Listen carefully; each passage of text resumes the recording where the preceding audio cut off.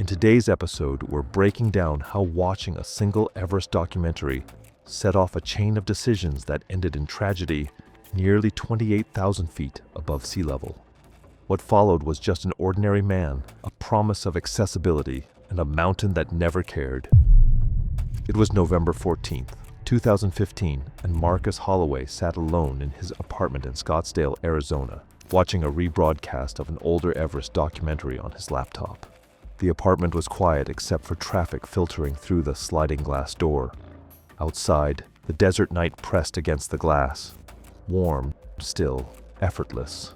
So far removed from what he was watching that it might as well have been another planet. Marcus was 34 years old, 5'10", with the soft build of someone who spent most of his time behind a desk.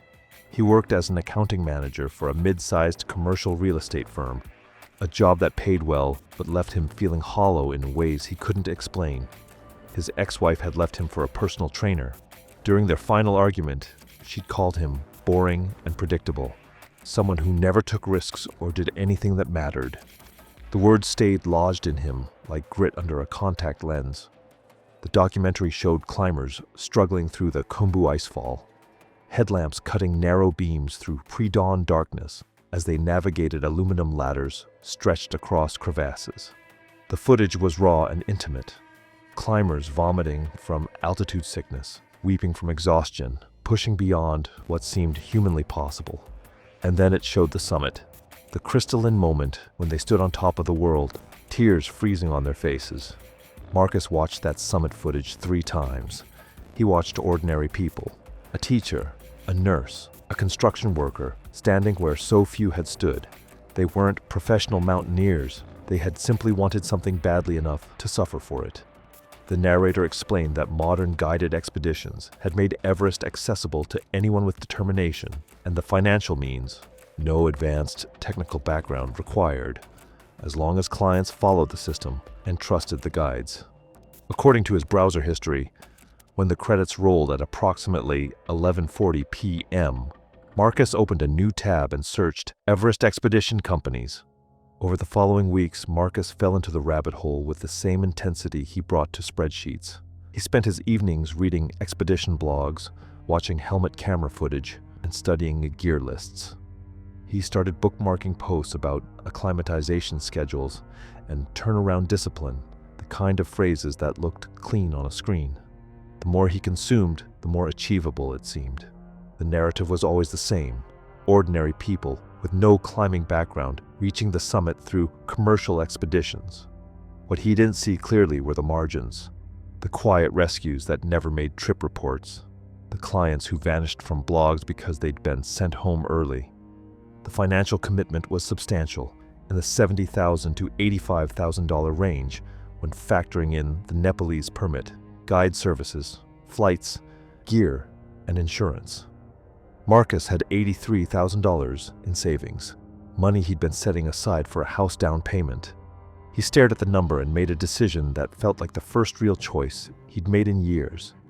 By January 2016, Marcus had booked his expedition with Sagarmatha Expedition Services, a Kathmandu-based operator with competitive pricing. Their marketing emphasized accessibility. The hard parts were handled: fixed ropes, oxygen systems, and a Sherpa team that would keep clients on schedule as long as they could keep moving. Prior high-altitude experience was framed as recommended, not required. The subtext was clearer than any disclaimer: if you could pay, you could try. Marcus's training began that same month. He joined a high-end gym and started spending an hour each day on the Stairmaster, building until he could hold a steady pace for 90 minutes with a weighted vest. On weekends, he drove north to trails above Flagstaff, climbing to 8,000 feet before dropping back down to warmth and oxygen. He kept a log in his phone: time, elevation gain, heart rate, numbers that felt like control. Everest didn't offer that kind of exit. In early February, Marcus traveled to Colorado for a weekend ice climbing course in Ouray. An instructor taught him crampon use, ice axe technique, and how to clip into fixed ropes. Marcus found it more difficult than anticipated. At the end, he received a certificate of completion and posted it on social media. His friends and family reacted with concern. His mother called 3 times in 1 week. His sister told him bluntly that he was having a midlife crisis and should see a therapist instead of trying to climb a mountain. Marcus dismissed all of it. They didn't understand, or maybe they understood too well, and that was what made it unbearable. In late February, Marcus traveled to Nepal for a practice climb, a guided ascent of Island Peak, a 20,305-foot trekking peak. The summit push required a pre-dawn startup, steep snow slopes using fixed ropes. Marcus moved slowly, stopping often. 2 Sherpas stayed close, offering encouragement and physical assistance when he faltered. At steeper sections, a Sherpa took tension on the rope to steady him and keep him from sliding backward. Conditions were ideal, the route heavily fixed, and Sherpa assistance was constant. When he finally stood on the summit at 9:15 a.m., the moment hit him like proof. What Marcus didn't fully grasp was how much assistance he'd received. When he described the climb later, he framed it as his achievement, a clean signal that he had what it took for Everest. The distinction between completing a climb and being kept moving up a mountain was one he either couldn't see or chose not to acknowledge. Marcus returned to Phoenix in March, convinced that Everest was within reach. He resumed training with renewed intensity and bought equipment obsessively. A down suit rated to -40 degrees, boots designed for 26,000 feet and above, and a custom oxygen mask system. On March 28, 2016, Marcus landed in Kathmandu for his Everest expedition.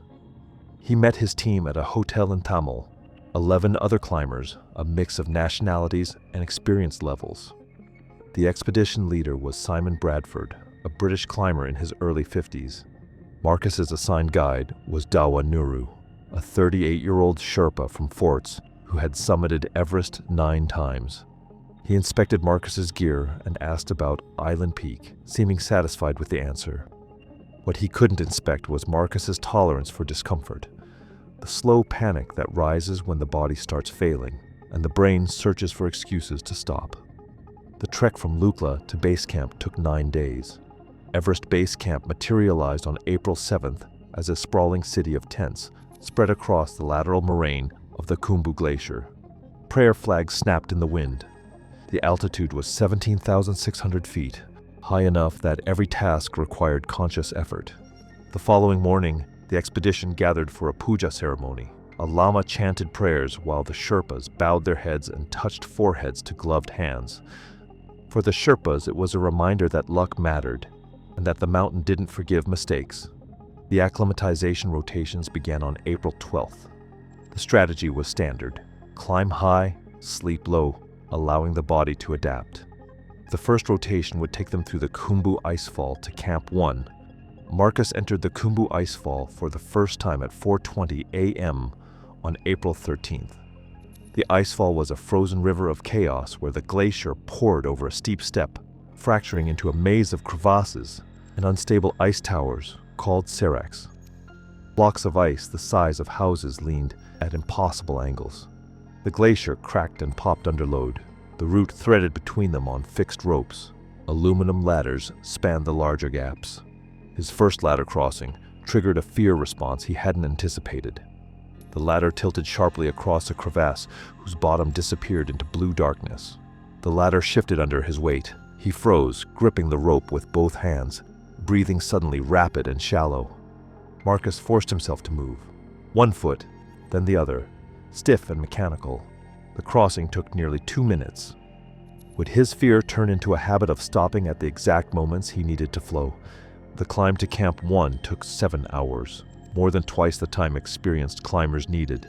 Marcus moved slowly, technique inefficient, wasting energy. Dawa stayed close, occasionally adjusting his position. Other climbers passed them on the fixed line, headlamps disappearing upward. When Marcus finally stumbled into Camp 1 at 11:40 a.m., he was completely exhausted. He had survived the icefall. The fact that he'd needed constant assistance was something he chose not to dwell on. The second rotation departed on April 22nd, pushing to Camp 2 at 21,000 feet in the western CWM.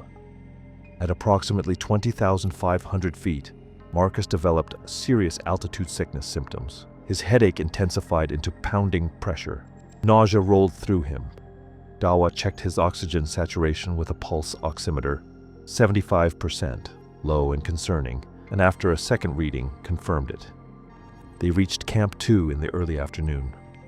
Marcus spent the night feeling progressively worse, sleep fragmented and shallow. But after descending to base camp and resting, he felt better. He told himself the suffering was part of the process, that his body was adapting. Temporary relief became proof in his mind, even though the mountain hadn't asked the real questions yet. Dawa had a different assessment. In a conversation with Simon Bradford that Marcus wasn't privy to, Dawa expressed concern about Marcus's pace and altitude struggles. But Marcus had completed both rotations and had signed waivers, making his participation his own decision. The company's policy was clear. Unless a client showed signs of imminent medical danger, the choice to continue belonged to them. And imminent on Everest often meant something already irreversible. The third rotation launched on May 3rd with the objective of reaching Camp 3 on the Lhotse face at 23,500 feet. The face was a steep wall of hard snow and ice, requiring sustained climbing on fixed ropes. Marcus made it approximately 800 vertical feet before he had to turn around. After 3 hours, he'd covered a distance that experienced climbers completed in 90 minutes. Dawa made the decision to descend. Marcus didn't argue. He framed the turnaround as smart, evidence that he knew his limits. What he didn't acknowledge was that his limits were significantly lower than what Everest demanded. On the face, you didn't just need lungs and legs, you needed efficiency. Simon Bradford called a meeting with the clients who had struggled. He explained that reaching Camp 3 wasn't strictly necessary for a summit attempt if conditions were favorable. The decision would be made individually. It was a way of keeping the operation moving without saying the quiet part out loud. Marcus understood what was being said. He was being given a choice. Accept that he was underprepared and go home, or push forward. The money he'd spent, the months of training, the posts, everything created a gravity that pulled him toward continuing. His ex-wife's words echoed in his mind. Boring, predictable. If he quit now, he'd be proving her right. On May 18th, forecasts showed a promising pattern. A stable high-pressure system was expected around May 21st, a summit window. Simon announced that 9 of their 12 clients would attempt the summit. Marcus was among them. On May 19th, Marcus climbed through the icefall for the final time, reaching Camp 2 by afternoon. May 20th brought the climb to Camp 3, where Dawa provided constant assistance to keep Marcus moving. The ascent took nearly 6 hours and left him drained. Dawa watched the way Marcus's hands worked the carabiners. Slow, fumbly, always a half second behind. On May 21st, they climbed to Camp 4, the South Col, at 26,000 feet. This was the death zone, the altitude above which the body could not survive indefinitely. Marcus arrived at 2:30 p.m., later than most others. Most climbers aim to reach the South Col before noon. Marcus arrived hours behind schedule. His altitude sickness returned with intensity. The South Col smelled like stale breath, fuel, and cold nylon, an encampment built on rock and wind, where every gust sounded like something tearing loose. At 11 p.m., Dawa woke him. It was time. Marcus dressed in his summit suit and clipped into the fixed line, joining the chain of headlamps moving upward into darkness.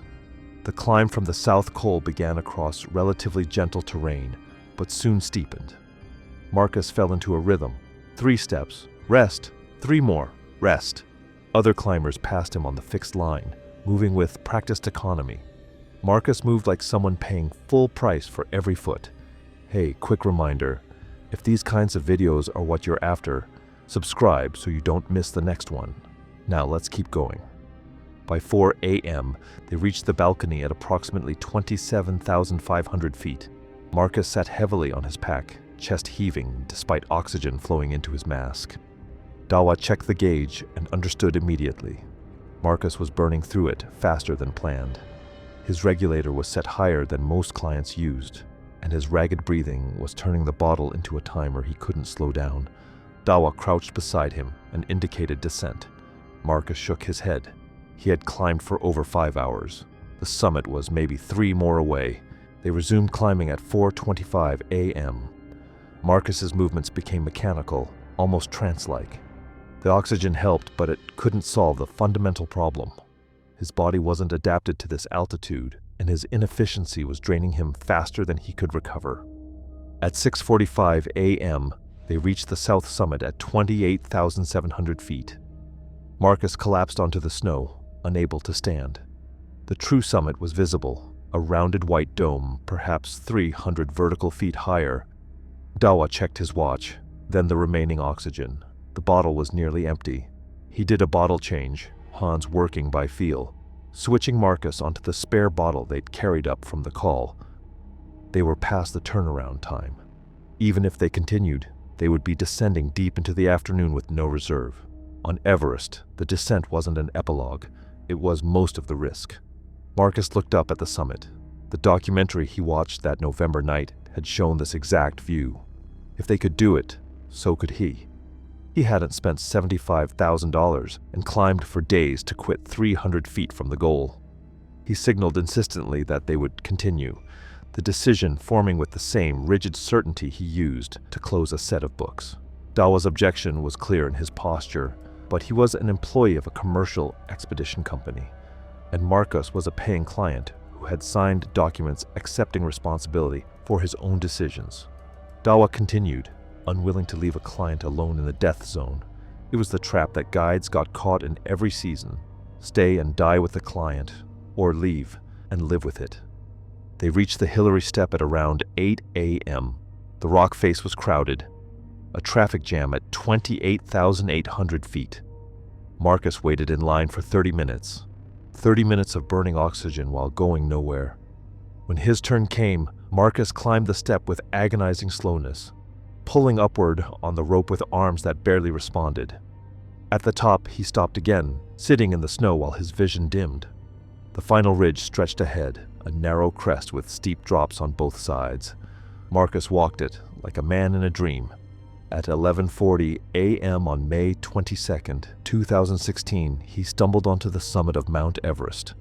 It was late enough that the summit felt less like triumph and more like a warning, proof that he'd been pushed into hours by experienced climbers, treated as dangerous territory. The summit was smaller than he'd imagined, barely large enough for the small cluster already there. Marcus pulled out his camera with numb fingers and took photos. The moment felt surreal, disconnected. Dawa allowed him 5 minutes before insisting they descend. Marcus's bottle sputtered empty. Dawa switched the hose to his own supply long enough to get him moving, but that decision left both critically low. The descent had to begin immediately. The descent was where Marcus's expedition fell apart completely. Going downward demanded a different movement than ascending, and Marcus had never done it in a state like this. Severe hypoxia, fatigue, and oxygen debt stacked on top of each other. Descending required coordination and decisiveness, two things hypoxia stole first.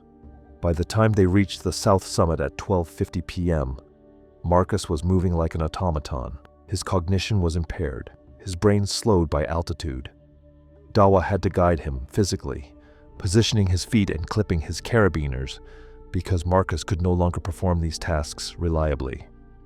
The descent of the Hillary Step was a controlled disaster. Marcus lowered himself awkwardly down the rock, his tether taking the load when his feet skated. At the bottom, he sat down and didn't want to stand. Dawa pulled him upright and pushed him forward. By early afternoon, the ridge began to fall into shadow. The temperature dropped, the wind sharpening, the cold biting through anything damp from earlier sweat. It wasn't dramatic weather, just the normal afternoon shift that turned delays into consequences. At approximately 2:20 p.m., near 28,000 feet, Marcus's last bottle ran empty. Dawa had already exhausted his own supply. They were both now descending without supplemental oxygen in the death zone. Their world narrowed immediately, colors flattening, thoughts slowing, the mountain turning into a simple equation of breath and movement.